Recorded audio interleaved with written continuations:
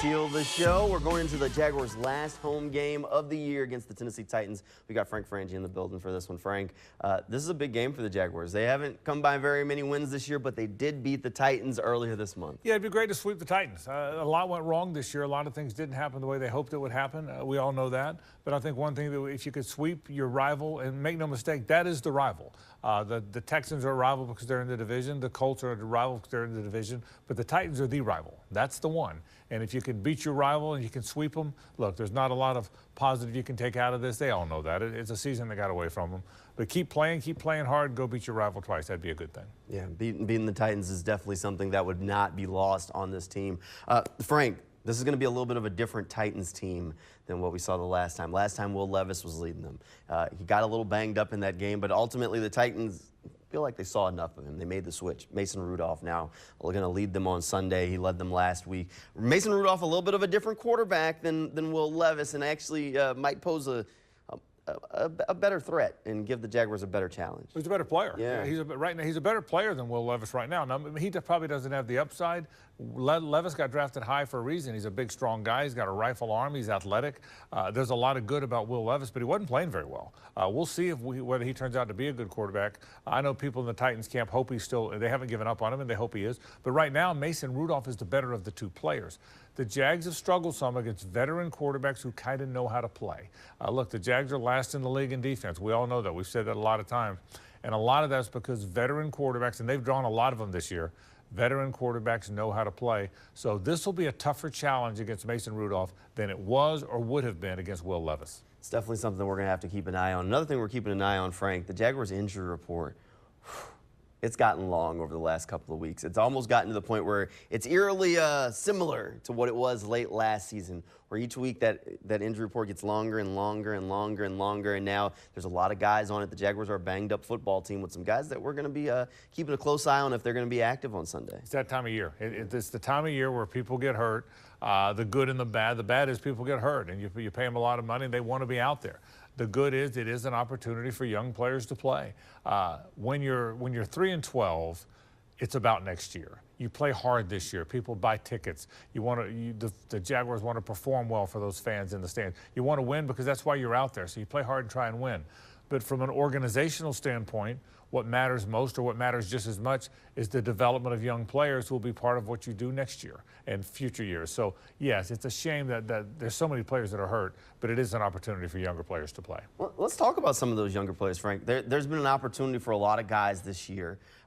I think maybe the two that have seized the opportunity the most, maybe Tank Bigsby and Brenton Strange. I mean, how do you feel about that? I agree with that. If you get beyond the obvious, the rookie who's the best player on the team, sure, which we've talked about Brian Thomas Jr. a lot, but guys who didn't necessarily look like before the season started or as the season started would be primary options. Yeah, I agree with you. Tank Bigsby looks like he's kind of taken over the better running back spot. Look, and Travis Etienne's a good player, but he's more a guy that plays in space. He's a guy that runs outside. As far as downhill running between the tackles, Tank Bigsby's become the guy. I don't know if we thought that before the season. And Brenton Strange has to catch balls now because Evan Ingram is down. Those two guys are going to be good players. You could list a number of players drafted in the last year, 2 years, 3 years who are going to factor into what this team does in years going forward. And I agree with you, Jamal. You hit two of the key guys. Tank Bigsby and Brenton Strange are going to be a big part of this offense as they move forward, no matter what else happens. And that's what this is kind of about, Frank. Right now, you're trying to figure out and find that balance of trying to win the last two football games, but also trying to find the core for the future. One of the things Doug Peterson talked about a lot last week was wanting to get a guy like Tre Prince some opportunities. Tre Prince is a rookie. He hadn't really played much, but he'd been active for all the games, and he wanted to get a look for him. Now, Tyson Campbell got banged up last week. Tre Prince did get a few snaps at cornerback. Not a bunch, but he's a guy who they need to figure out if he can be a part of the future. Well, he's part of the present because he's one of their three cornerbacks right now. They've decided that. Listen, there's no question that Darby came in here. He was a veteran guy. He had played a lot of good football, but he wasn't the answer. So why not play the young guys? So instead of Ronald Darby, it's now Monteric Brown and Tyson Campbell as your starting cornerbacks, and Tre Prince is your third outside corner. So because you're now in the rotation now, you've got 3 games, counting last week, to really show if you belong in that rotation moving forward. I think he does. Well, we'll see what happens, see if Tre Prince gets a little bit of a longer look this week. And the Jaguars really get a chance to kind of check out some of those young players. That's what it's about. I mean, You've reached this point of the year, and they're counting toward the future. We'll talk a little bit more about what the Jaguars need to do to get a win against the Titans coming up next when Teal The Show comes back. All right, welcome back here into Teal The Show. Christmas was a couple of days ago, Frank. Yeah. But in the spirit of things, we got to talk about what would have been on the Jaguars' Christmas list. Now, if they were on Santa's list, they'd be on the naughty list this year. So they probably get cold. But on Frank Frangi's list, what would be on the Jaguars' Christmas list right now? I think as much as anything, Jamal, the ability to finish. I think that's the thing. I think what stands out for me, look, their players are playing hard. How many times have you heard us say that? They're every game, 9 games they've lost. It's an NFL record, by the way. They've lost 9 games by 1 possession. There's still 2 games to play. They've been in every game, 8 of those games by 5 points or less.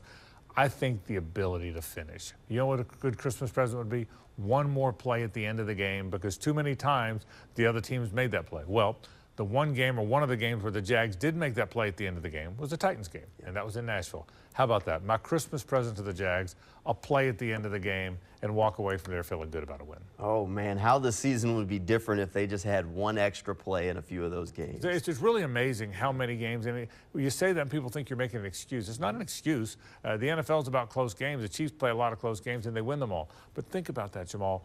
How many times one more play that they made would have changed the game? And again, that's how the NFL is, by the way. That doesn't mean you're this great team that had bad luck. That's not what I'm implying. It's how the NFL is. But one more play, it's amazing how many close games they've played. Yeah, they've been in so many close games. Their record would be a lot different if they had 1 or 2 more plays at the end of a few games. And Frank, I mean, looking at the AFC South, not to get off track here, but we watched some of those games on Christmas Day. The Houston Texans got obliterated by the Baltimore Ravens. The AFC South is a division that was attainable, and that kind of makes the way the season's gone that much. I think it makes it sting more, because the Texans are literally going through the exact thing the Jaguars had happen to them last year. I think you were exactly right. I think what makes this thing sting is if the Jags had the team they thought they were going to have, not just we thought, that they thought they had, and had played the way they thought they were going to, that it was a very winnable division, just some real struggling teams. I mean, the Texans are going to win the division. I think they're going to win the division. The Texans are going to win the division. I think they're going to hold on, and they're just okay. The Colts pushed them, and they're just okay.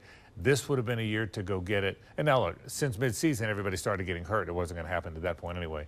But it is. There's no question. It's a shame, because the division was attainable. You used the right word for it, Jamal. It was attainable, and they weren't able to do it. All right, back to the Jaguars taking on the Titans this weekend, Frank. We talked a little bit about Mason Rudolph early in the game. Is slowing him down the key for the Jaguars? I think so. I think, listen, I don't think there's going to be a lot of points in this game. Sure. The Titans aren't hand the ball to Derrick Henry like they used to be. But Tony Pollard's had a good year. He's over 1,000 yards. He's not Derrick Henry. There will never be another Derrick Henry in the league. There won't be. It doesn't matter, because he's going to play another 20 years, it seems like. He never gets old. Plays great for the Ravens now. But yeah, I think you can't let the quarterback beat you. Mason Rudolph is not a great player, but he's a smart player. I think you won last week because Will Levis could never get anything going. You have to be the same way, or play the same way against Mason Rudolph. All right, and the Jaguars offense. I feel like the key to this is just get the ball to 7, right? Get the ball to Brian Thomas Jr. Is that the game plan? Well, I can tell you what the league's doing more than ever. And if you watch the Christmas Day games, if you watch the Chiefs, how many wide receiver screens did they throw? How many times did Patrick Mahomes get the ball out of his hand? The Jags have started doing it. Yes, I would target Brian Thomas Jr. a minimum of 12 times. I'd like to see him catch double-digit passes. I'd like some of them to be in the backfield. And then eventually he's going to get behind somebody like he did in the Raiders game. Yes, I don't think there's any question. You want to involve your running game. You got to run the football. You want to involve Renton Strange, because he only had 2 catches last week after having 11 the week before. He needs to do more. But yes, number 7. This team's about number 7 this week, next week, and about the next 7 years. That's what they're going to be about. You better believe it. All right. What do you think? Think they get the win this week? I said they would win last week. I was surprised they didn't. Yeah, I'm going to say it again. I think they're going to win the game. Okay. I think they're the better team. They're at home. They've already beaten them once. I think they're going to beat them again.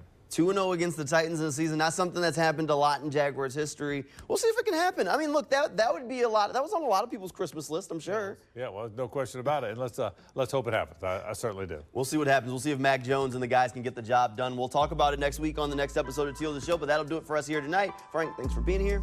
Thank you at home for tuning in. Good night, everybody, and go Jags.